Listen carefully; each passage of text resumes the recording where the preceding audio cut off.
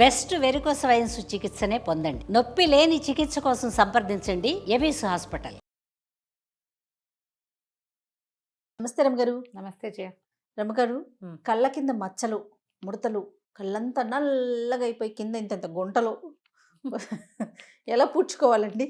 గుట్టలు పొడ్చడం భలే కష్టం, చాలా కష్టం. కళ్ళ కింద చర్మం సున్నితంగా ఉంటుంది. అవునవును. ఫేషియల్ స్కిన్ ఇది వేరు, కంటి కిందది వేరు. అవునవును. పల్చగా ఉంటుంది కంటి మీద పైన కూడా కదా, కింద పైన కూడా. చిన్నపిల్లల్లో కనపడదు. చిన్నపిల్లల్లో కళ్ళ కింద నలచారులు ఉన్నాయంటే పిల్లల పొట్టలో పాములు ఉన్నాయేమో చూసుకోండి మొదట. ప్రధానంగా ఎనిమియా ఉందా, ఓకే. ఈ రెండిట్లలో ఏదున్నా చిన్నపిల్లల్లో కంటి కింద నల్లచారులు కనపడతాయి. డాక్టర్కి చూపించినప్పుడు, మీరు ఏ హోమియో డాక్టర్ దగ్గరకో వెళ్ళినప్పుడు దాని మీద పర్టికులర్గా చెప్పండి. ఇంగ్లీష్ డాక్టర్ దగ్గరికి వెళ్ళినప్పుడు పాపకి ఎందుకో నల్లచారులు వస్తున్నాయండి అని చెబితే వాళ్ళు గమనిస్తే సరి. వాడు ఏదైనా హడావిడిలో ఉంటే వాడు చూసుకోకపోయినా మీరు మిగిలినవి అబ్జర్వ్ చేసుకుని పిల్ల వీక్గా ఉందా, ఎంతసేపు నిద్రపోతుందా, ఎక్కడికైనా నడవడానికి కాళ్ళు నొప్పులు అంటుందా గమనించుకోండి. తర్వాత ఏమో రాత్రి నిద్రలో ఎంతసేపు కదులుతుంది, పళ్ళు కొరుకుతుంది, అలాంటివి చూసుకుని ఇంటెస్టైన్ వర్మ్స్ ఉన్నాయా, ఇంటెస్టైనల్ వర్మ్స్ ఉన్నాయా, లేకపోతే పిల్ల ఎనిమిక్గా ఉందా, పౌష్టికాహార లోపం, వాటి వల్ల కళ్ళ కింద నల్లచారులు వస్తాయి.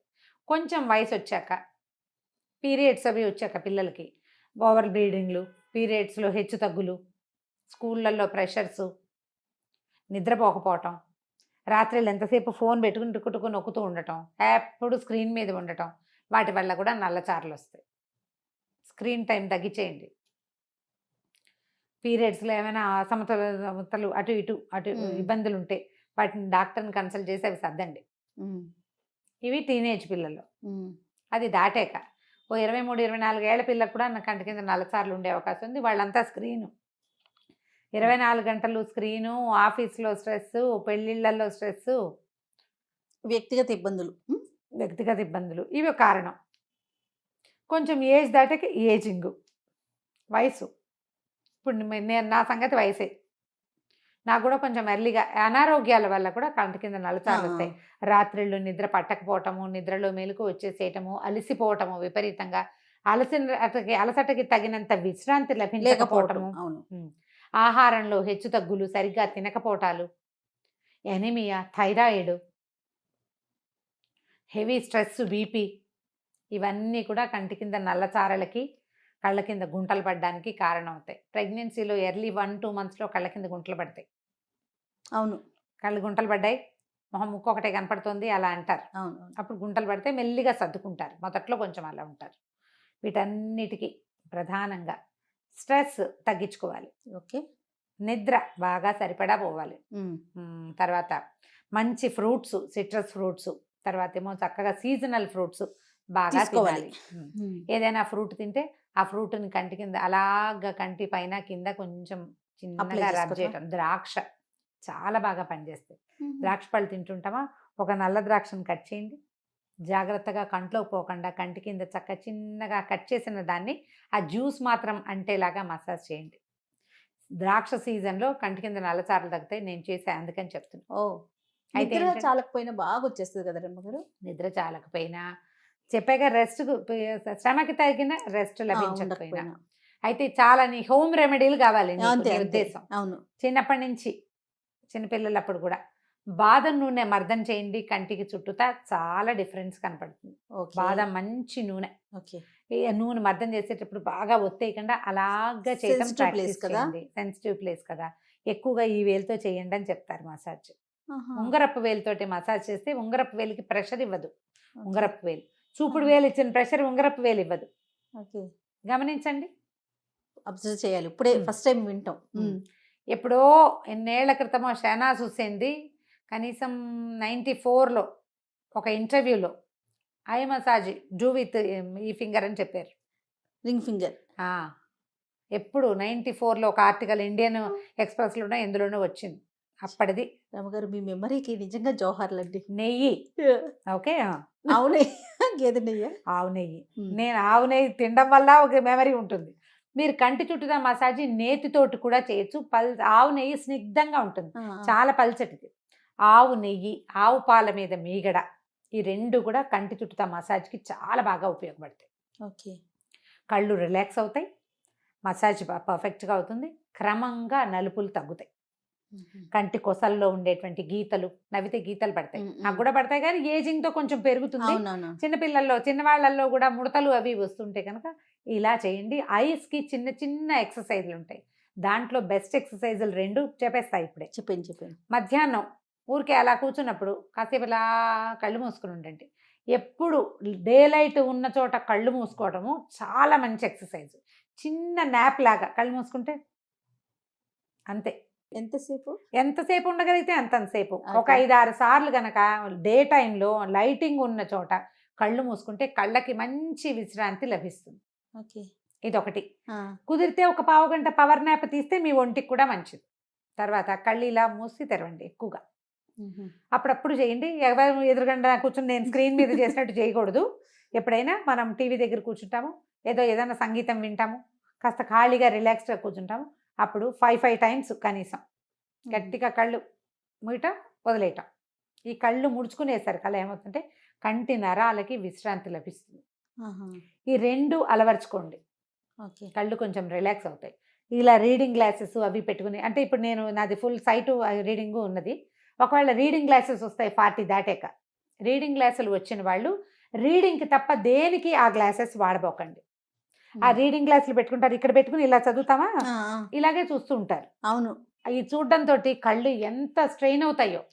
నేను ఒక 4-5 నెలలు చేసిన తర్వాత నా సైట్ పెరిగిపోయింది. నాకు బుద్ధొచ్చి మానేశా. అప్థల్మాలజిస్ట్ దగ్గరికి వెళ్తే అప్పుడు ఆయన ఎవరో ఒకళ్ళని కలిస్తే ఆయన చెప్పారు, రీడింగ్ గ్లాసులు రెగ్యులర్ దానికి దాంతోపాటు చూడొద్దు. మనుషులను చూడాలంటే ఇందులో నుంచి ఇలాగే చూడాలి, నువ్వు ఇలాగే పెట్టుకుంటావు, ఇలాగే చూడు, ఇందులో నుంచి ఇలా చూడడానికి ట్రై చేయకూడదు. చూసేసరికల్లా ఆ దూరం దిగి ఆ గ్లాసెస్ లో చూసేసరికల్లా స్ట్రెయిన్ అయిపోతుంది. ఇలాగే చూడాలి మనం. రీడింగ్ గ్లాసులు వాడేవాళ్ళు ఈ జాగ్రత్త పడండి. లేదా మనం ఇవి కొనుక్కుంటాం కదా, దాన్ని ఏమంటారు, ప్రోగ్రెసివ్ గ్లాసెస్ ఉంటే ఇబ్బంది లేదు. ఎందుకంటే ఐ సైట్ పైనుంచి నార్మల్ గ్లాస్ లో నుంచి చూస్తాం. అవును. రీడింగ్ చాలా కాలం ప్రోగ్రెసివ్కి వెళ్ళరు, అందరూ రీడింగ్లో ఉంటారు. 40 ఇంచుమించుగా అటు ఇటు వస్తుండగా అక్షరాలు కనబడడం మానేస్తాయి, చిన్నవి కనబడవు, బియ్యం ఏరుతుంటే డిస్కంఫర్ట్ ఉంటుంది, ఆకుకూరలు ఏరేటప్పుడు. తర్వాత ఏమో ఏదైనా ఇలా దగ్గర నుంచి చేసే పని అంతా విసుగ్గా ఉంటుంది, ఇబ్బంది అనిపిస్తుంది, కొంచెం ఇట్లా అయిపోతున్నట్టు, కనపడనట్టు అనిపిస్తుంది. పెట్టుకోండి గ్లాసెస్, ఆ పనులకి మాత్రమే వాడండి. ఇంకా ఈ స్టేజ్లో దీనికి కీర, కంటికి విశ్రాంతి లభించడానికి కీర సన్నగా చాప్ చేసేసుకుని దాన్ని ఏమంటారు స్లైసెస్ లాగా చేసి కంటి మీద పెట్టుకోవచ్చు. బంగాళదుంప కూరేసి బంగాళదుంప గుజ్జునెత్తి కంటి మీద పెట్టి, 2 నాకు తెలుసు అమ్మగారు. నువ్వు కూడా చేస్తావా? ఇంకా కాటన్, పత్తిని ఈ ఐప్యాడ్స్ లాగానే దొరికేస్తున్నాయి. శుభ్రంగా రోజ్ వాటర్ లో ముంచి ఫ్రీజర్ లో పెట్టుకోండి 5 నిమిషాలు. అది ఎత్తి కంటి మీద పెట్టుకోండి. రాత్రిపూట ఎండాకాలం పడుకునేటప్పుడు ఓ చిన్న కర్చీఫ్ని, ఐస్ ప్యాడ్స్ వేసుకుంటే నీళ్ళు గారిపోతాయి, అలా విసుగ్గా ఉంటే చిన్న కర్చీఫ్ తడిపేసి 2 కర్చీఫ్లు తడపండి. బుజ్జి లేడీస్ హ్యాండ్ కర్చీఫ్లు ఇంతంతే కదా ఉంటాయి, 6-8 మడతలు వేస్తే ఇంత వస్తుంది కరెక్ట్గా మన కంటికి సరిపడా. తడిపి చల్లటి నీళ్ళల్లో తడిపి కొద్దిగా పిండి, ఎక్కువ నీళ్ళు కారకుండా కంటి మీద వేసుకుని పడుకోండి. ఎవ్రీడే చేయొచ్చు. మన కళ్ళ కింద నలుపులు లేకపోయినా కంటికి విశ్రాంతి ఉంటుంది ఎండాకాలం. ప్రతిరోజు చేయండి, చాలా బాగుంటుంది. మనం నెయ్యి, ఇంకోటి చెప్పాం కదా ఏంటది, బాదం నూనె కాకుండా కొబ్బరి నూనె మంచిది. మనం పట్టించుకున్నది, మనం పట్టుకున్నది కనుక ఉంటే కొబ్బరి నూనె కూడా చాలా బాగుంటుంది. ఈజియెస్ట్ కొబ్బరి నూనె విధానం ఒకటి చెప్పాం, పాత వీడియోలు వెతకండి, కొబ్బరి ఉపయోగాలు. అందులో మనం ఇంట్లోనే కొబ్బరి తయారు చేసుకోవటం చెప్పారు, కొబ్బరి పాలతోటి. ఆ నెయ్యి ఐ మసాజ్కి ఎంత బాగుందో, చాలా బాగా యూజ్ అవుతుంది. ఓకే, కుదిరితే చేసి చూపిద్దాం ఒకసారి, అది తప్పకుండా మన రెసిపీస్ లో అది కూడా చేసుకుందాం. కొన్ని బ్యూటీ రెసిపీస్ చేద్దాం అనుకున్నాం కదా, దీన్ని కూడా యాడ్ చేసుకోవచ్చు. ఇంట్లో చేసి పెట్టుకోండి, చక్కగా ఒక కప్పు పెట్టుకుంటే బోల్డ్ రోజులు వస్తుంది. మగవాళ్ళకు కూడా నిరభ్యంతరంగా వాడచ్చు వీటన్నిటిని. ఓకే, పిల్లలు కొంచెం చిన్న పిల్లలకి కాదు, కాస్త పెద్ద పిల్లలకి వాడుకోవచ్చు. చిన్న పిల్లలు అంటే ఇప్పుడు నీకు 16-17 సంవత్సరాల అమ్మాయి అంటే వాళ్ళకి మసాజులు ఏం చేయకండి. ఎంచక్క ఈ కీర స్లైస్ చేసి పెట్టండి. మనం గ్రీన్ టీ బ్యాగ్స్ కనుక అలవాటు ఉంటే టీ బ్యాగ్స్ని ఫ్రిడ్జ్లో పెట్టుకోండి. టీ బ్యాగ్ ఉంచేసాం, డిప్ చేసాము, గ్రీన్ టీ బ్యాగ్ పారేయద్దు, ఆ దారం కట్ చేసి ఆ బ్యాగ్ ఎత్తి ఫ్రిడ్జ్లో పెట్టండి, చల్లగా అవుతాయి. ఆ బ్యాగ్ని కంటి మీద పెట్టేసుకోండి. ఓకే, చాలా హాయిగా ఉంటుంది. గ్రీన్ టీ బ్యాగ్స్ దీనికి బాగా ఉపయోగపడతాయి. టమాటా రసము అలాంటివి ఏమైనా కూడా కంటి చుట్టూ అప్లై చేసుకోవచ్చు. కాకపోతే ఆలోచించండి, కళ్ళు మండుతాయి, కంట్లోకి వెళ్ళిపోతుంది. పిల్లలకి బలవంతంగా చేయొద్దు. మీకు ఉంటే బాగా అంటే జాగ్రత్తగా చేసుకుంటామంటే చేసుకోవచ్చు. ఈ కంటి కింద నల్లచారలు, గీతలు తగ్గడానికి ఇంకొక స్పెషల్ చిట్కా ఉంది. చెప్తున్నా అది కూడా. ఓకే. ఎగ్ వైట్ ఇంకేం కలపద్దు అందులో, ఓకే. జస్ట్ ఎగ్ వైట్ని అందులో కాస్త అలాగా వేలు ముంచి కంటి చుట్టూ అప్లై చేయండి. వితిన్ 1 minute డ్రై అయిపోతుంది.